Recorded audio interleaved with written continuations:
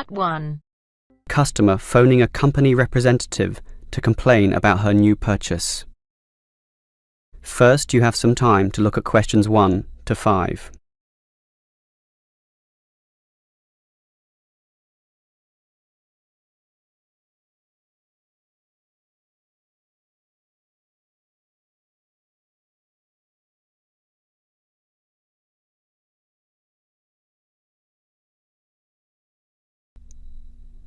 Now we shall begin. You should answer the questions as you listen, because you will not hear the recording a second time. Listen carefully and answer questions 1 to 5. Hello, is this the Dynamo Motorcycle Company? Yes, it is. How can I help you? Well, I have an instruction manual here for your new electric motorcycle, but I'm not satisfied with the purchase at all. Well, I'm sorry to hear that. But don't worry, I'm sure we can sort this out. Before we do anything, can you tell me the model number? At the top of the instruction manual here it gives the model number RTY34. TY34. Okay.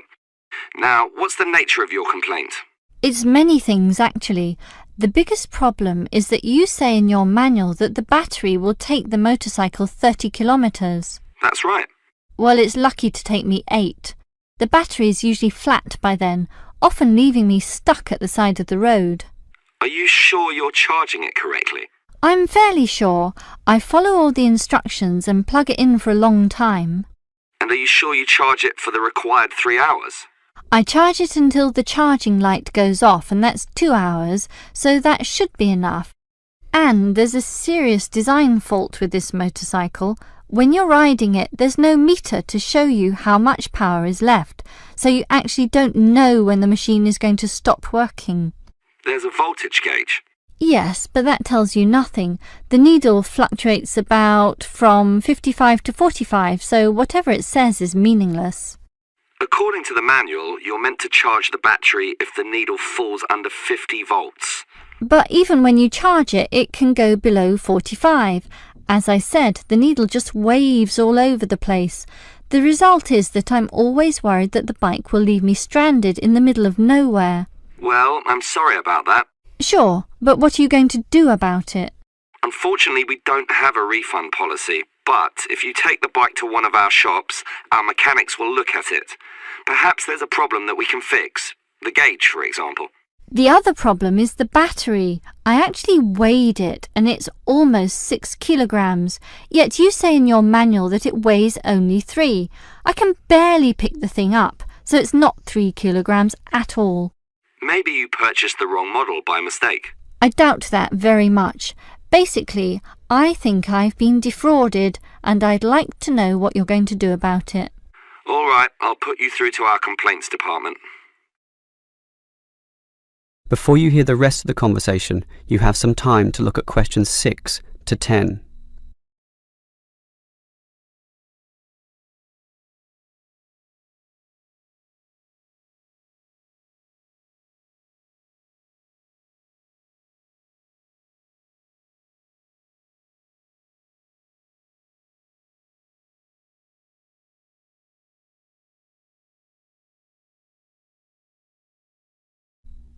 Now listen and answer questions 6 to 10. Hello?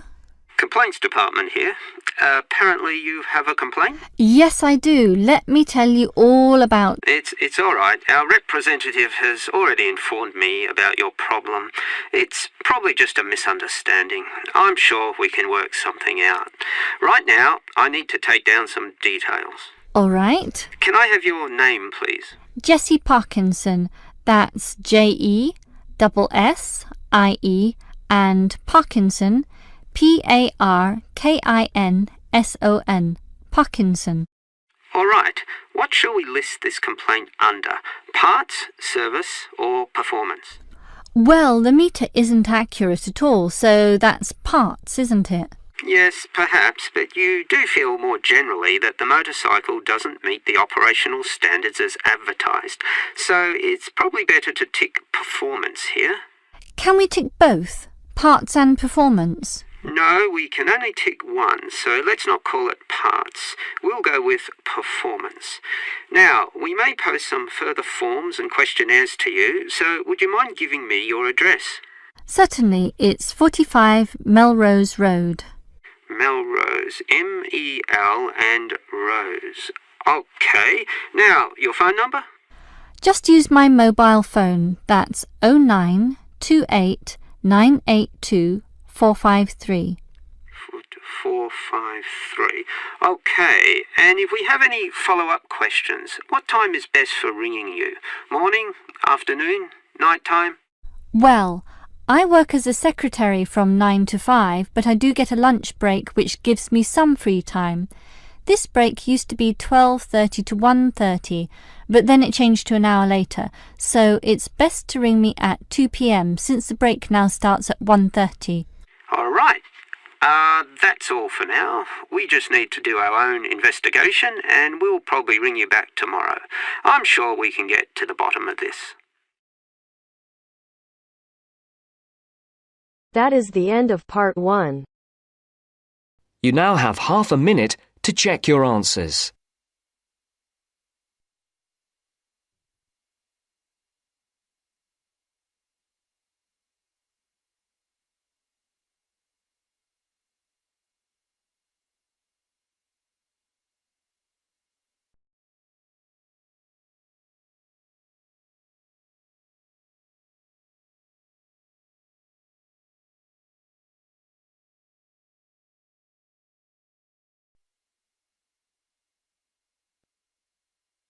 Now First, you turns to have some part 2. time to look at questions Part 2. 11 to 16.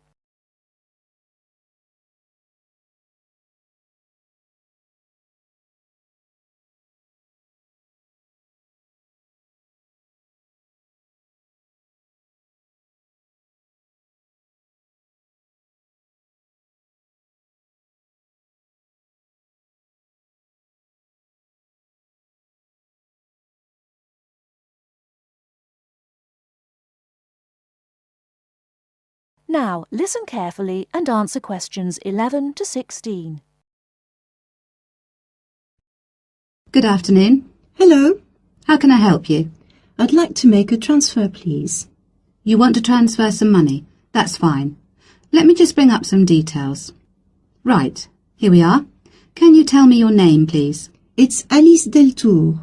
OK, and your date of birth? 20th of February 1982. Right, and for security, can I have the first letter of your password? It's B. And the fifth letter? That's F. Fine. Now, where do you want to make the transfer to and from? I'd like to send money from my current account abroad. Which country are you sending it to? To China. My boyfriend is on holiday there, and he's run out of money. Oh dear. China, OK. Now, there are several ways to do this. We can do it by credit card, by electronic transfer, by cheque or by banker's draft. I'm not sure. What's the best way? Well, that all depends. The simplest way is by cheque, really. I just write the cheque and send it. Yes, but it can be very slow and take a long time for the money to clear, between 3 to 4 weeks. How soon do you need the money to get there? I'd like it to get there in the next couple of weeks. So really, sending a cheque is going to be too slow. Yes, I think so. Let's look at electronic transfer then. This usually takes between 2 and 5 working days. That's 2 to 5 days. Working or business days. If you send it on Friday, it will get there the following Friday at the latest. I see. That's much better. Yes, but we do charge a fee for this. We charge a flat fee of £21, and on top of that, the receiving bank may charge a fee, and an agent may also charge you for transferring the money between banks. So, how much is it altogether? We can't give you an exact amount. You need to check it with the receiving bank and any agents that they use. I see. Also, you can send it in sterling or dollars from here, but there will be an additional fee depending on the exchange rate when you convert it into renminbi. So, there will be another charge too? I'm afraid so. Does it make any difference if I send it in dollars or sterling? It could make a difference according to which currency has the best exchange rate. The other difference is this. If you send dollars, the amount goes through the US clearing system. We send the money to our branch in London. They then send it to our branch in New York, and the New York branch sends it to the bank in China. It goes all around the world then.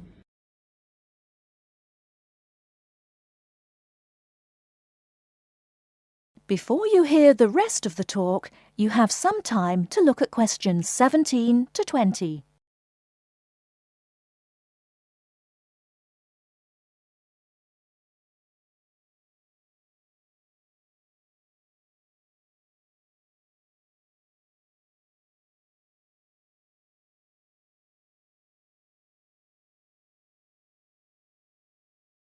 Now listen and answer questions 17 to 20.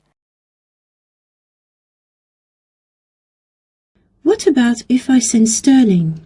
In that case, we send it to our branch in London. From there it may go directly to China, unless the bank in China has an agent in London, in which case we transfer it to the London agent, and they send the money on to China. So how do I proceed with the transfer? OK, first we'll need some details about the beneficiary from you. The who? The beneficiary, the person receiving the money. OK, what do you need to know? We'll need the full name of the beneficiary and their account number. OK. You need to tell us the name of the bank in China and the address of the branch. We also need the bank's sort code and the SWIFT number. What's a SWIFT number? Basically, it's an interbank code. It helps banks identify each other through a unique code number. OK, and that's spelt? SWIFT,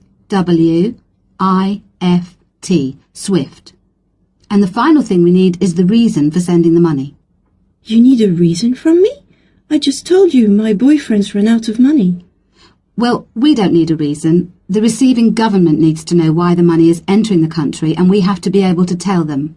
OK, so from me you need the bank's name, the address of the branch, the sort code and SWIFT number, the beneficiary's name and account number, and a reason for sending the payment. Yes, that's correct. OK, so I'll check these out and come back to you with them so we can go ahead with the transfer.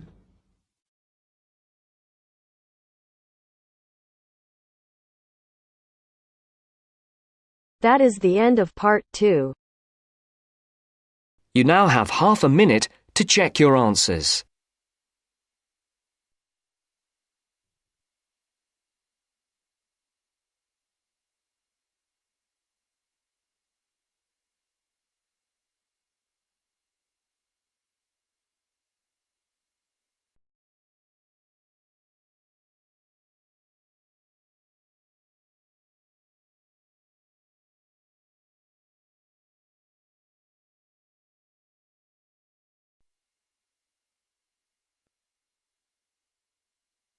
Now turns to part 3. Part 3. You will hear a student union officer's speech. First, you have some time to look at questions 21 to 25.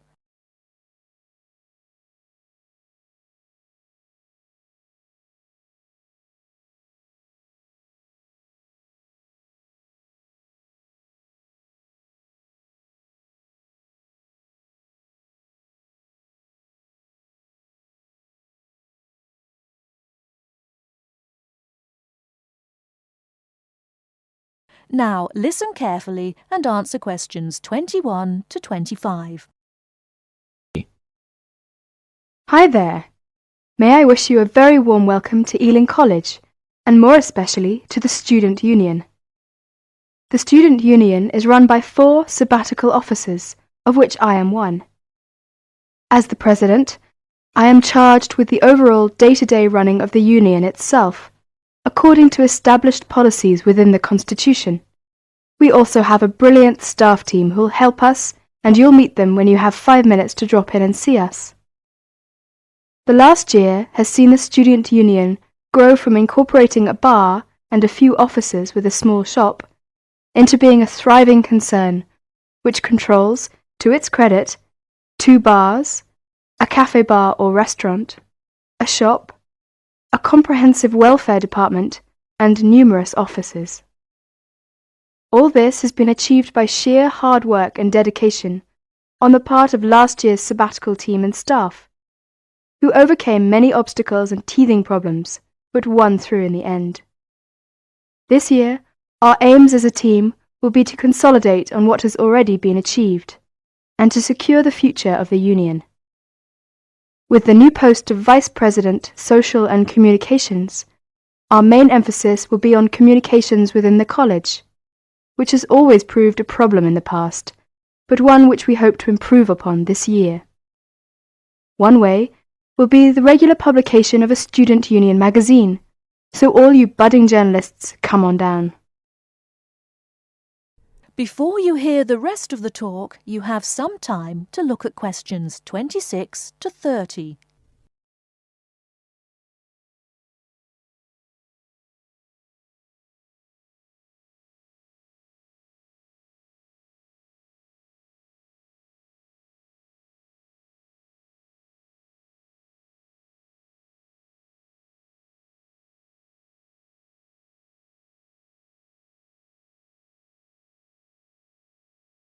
Now listen and answer questions 26 to 30.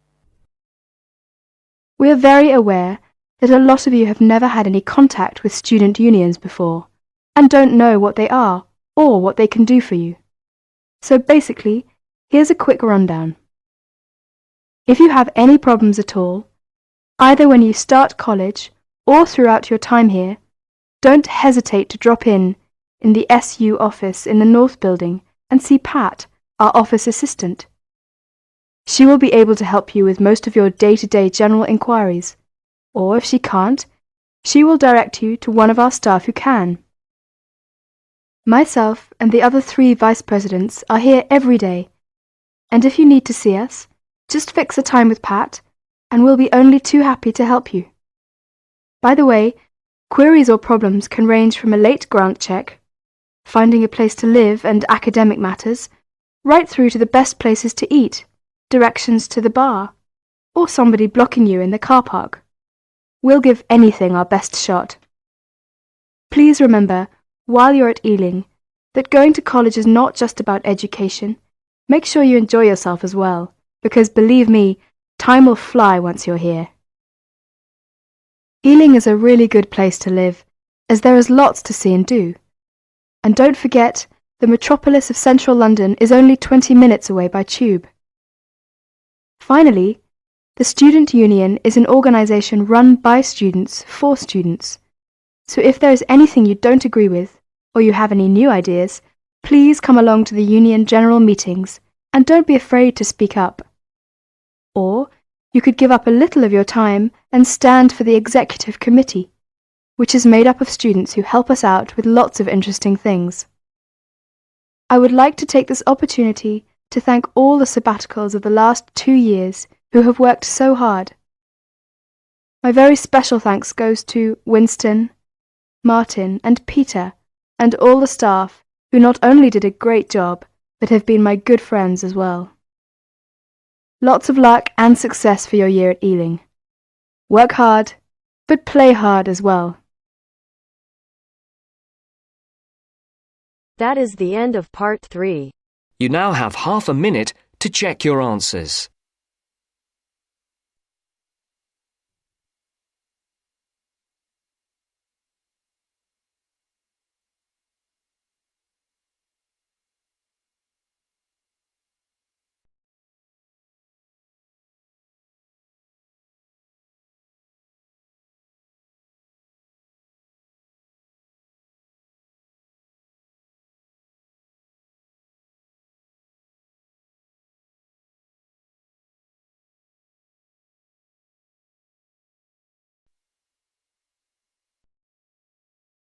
Part 4. You are going to hear a talk on Bonny, a female pirate. First, you have some time to look at questions 31 to 35.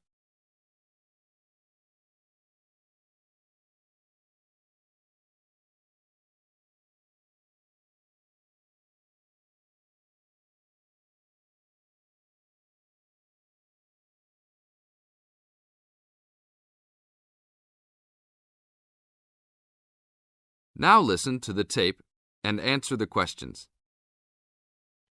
Anne Bonny was one of the two most famous female pirates. She sailed on the crew of Calico Jack Rackham. Anne was romantically involved with Calico Jack, but she could be counted as none the less as fearless as any other pirate. She was born in County Cork, daughter of an attorney and his maid. The lawyer left Ireland in disgrace, but found fortune in the Carolinas. There he amassed a fortune and bought a large plantation. A ne'er-do-well pirate sailor named James Bonny married Anne in an attempt to steal the plantation, but Anne's father instead disowned her. Bonny then took Anne to the Bahamas, where he turned informer to Governor Woodes Rogers, turning in any sailor he didn't like as a pirate for a handsome reward. Anne quickly grew to dislike her spineless husband and quickly caught the eye of one Calico Jack Rackham, a pirate of some renown. Governor Rogers had recently passed an amnesty for pirates, which left Bonny out of work. The admiration between Anne and Calico was mutual. Calico Jack was a handsome man who knew how to spend money as well as steal it. Anne was a well-endowed lass with a fiery spirit and a temper that matched that of any man. In any event, Calico offered to buy Anne from Bonny, but Bonny instead took the matter up with Governor Rogers, who said that Anne was to be flogged and returned to her true husband. That night, Calico and Anne slipped out in the harbour, stole a sloop, and began a life of piracy together.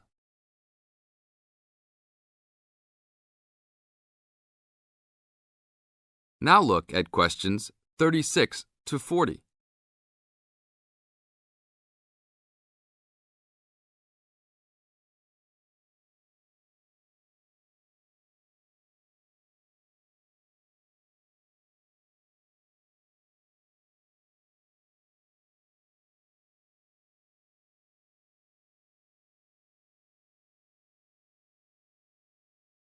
Questions 36 to 40.